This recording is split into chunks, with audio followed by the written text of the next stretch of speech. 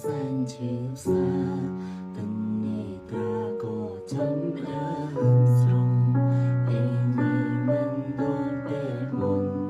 លោកខ្ញុំស្នេហ៍ក៏ចេញគូហង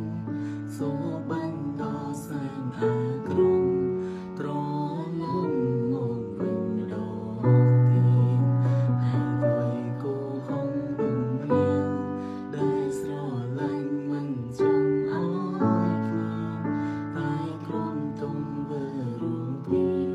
ជីបចោលពីពេញគូក្បាលតែជំនីជឿគ្មានស្វាយខ្ញុំហឹងហើយខ្ញុំចង់ស